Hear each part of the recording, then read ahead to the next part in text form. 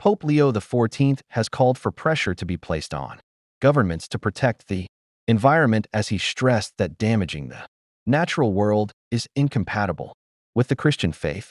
In a speech at a climate conference Wednesday, "We cannot love God, whom we cannot see, while despising his creatures," Leo told the conference, which was held to mark 10 years since Pope Francis' landmark document on the environment.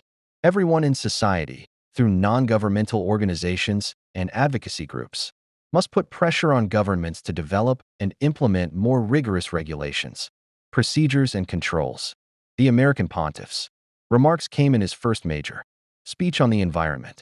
Since his election in May, Leo has indicated he wants to continue with his predecessors' efforts to tackle the climate crisis, opening a new ecological center in the papal summer residence of Castel Gandolfo, about 15 miles outside of Rome, and calling for the conversion of people inside and outside the church who don't recognize the urgent need to care for our common home.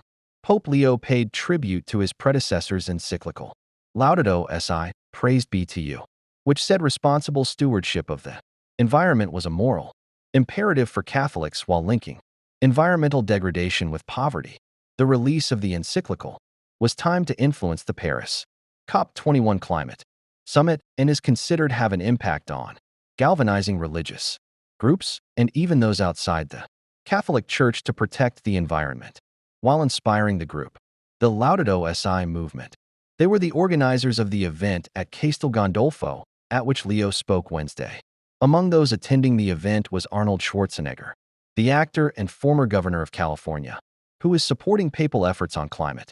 In his remarks, Leo referenced next month's COP30 climate change conference in Brazil, saying he hopes it and other forthcoming summits will listen to the cry of the earth and the cry of the poor, families, indigenous peoples, involuntary migrants, and believers throughout the world. Leo's remarks came just over a week after President Donald Trump called climate change the greatest con job ever perpetrated on the world. During a speech at the United Nations General Assembly, the Pope quoted Francis' second environmental document, Laudate Deum, which pointed out that some have chosen to deride the scientific data behind climate change and even ridicule those who speak of global warming.